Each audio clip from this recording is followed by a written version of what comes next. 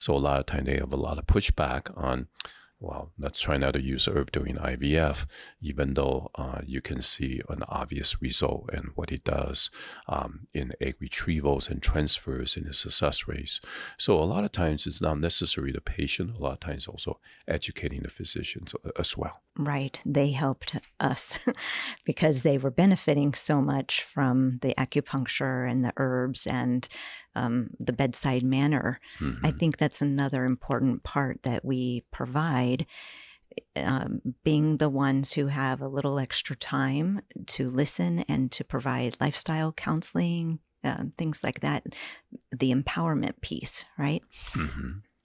Yes. So in Yes. providing that, then their outcomes are improving, and the physicians started to make the connection and to see this through patient feedback, I'm sure. Yes.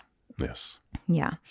Well, I'm so grateful that you and your dad and your brother opened Yosan University, the school where I began in 1996. And it was funny because one day... Well, it's been a while. Yeah, right. Yes. A long time. I still remember it was just yesterday. I know. Yeah. Well, I remember we were in a class together. You had to get continuing education units, and you came to the facial diagnosis class, and we were partners. And I made some comment like, I feel like I've done this before. Because you were saying something like, are you anxious about the exam or something? And I said, I feel like I've done this before, which is a whole other episode, like past life things. But I do feel like this medicine really is a calling, but specific to fertility, reproductive medicine, the counseling, the understanding of what's happening in Western medicine and in the person's psyche, her spirit, her emotional body, and what we can do with respect to herbs and all of that. So this idea of holistic is really what the Baby Makers is about. I want to provide these conversations so that things like acupuncture and energy and herbal medicine is even more demystified, so that the patients start thinking for themselves, I need some of this or that or whatever. So with respect to energy, the energy of fertility, you have a book called The Tao of Fertility. And I think that that was another great way of letting female patients in particular to know, hey, there's these meridians and this is what's going on with the acupuncture. This is how it's working. Could you say something about the Tao of Fertility? Sure. So I wrote a book. I realized there's a lot of education need to be done in the early days. And a lot of people don't understand how acupuncture or even the modality of Chinese medicine works. So I wrote a book to try to educate my patients. And in some ways, this is a book actually is written by my patients. I am there as a conduit.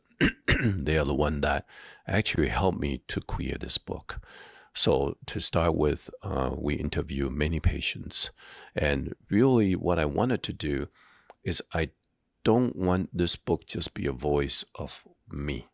I want the book to be a voice of everyone, because it takes a village to actually have a baby, even though some people have it easy, but a lot of patients it's very, very challenging.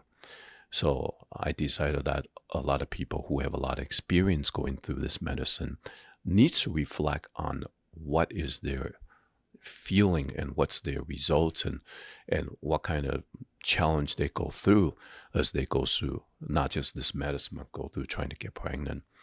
So I basically integrated some of these voices into our book, into the book. But I speak about the meridian. I talk about the herbs, which herb can be useful, the diet, more important, lifestyle. Looking at the lifestyle, a lot of people don't sleep very well or have a lot of stress in their life. And so, and as you know, trying to get pregnant by itself, infertility itself it's a stressful situation regardless, and sometimes can be one of the most stressful situation. So a lot of time is learning how to walk through this, how to travel through this journey, and at the same time get to a sense of equilibrium, or get to a sense of, even though you never really reach that balanced state, but get a sense is that you have a little bit of control, that you can actually kind of relax and go through this journey with somebody on your side. The book with many voices is a form of that support. And so as when we see patients, I am their support, but a lot of time they need that also at home. So that's the purpose of a book, also to help them throughout this journey. It was good for the practitioners too. I was like, Dow's top favorite reproductive herbs? Yes. I want to know those. Yes, thank you. Yeah, it's funny. I want to segue here. Having been a patient of yours for fertility, remember, I was 31 years old. I had recently graduated, and my FSH was 21 points. And I was like, I'm one of his students. Could I please get moved up on the wait list to get an appointment?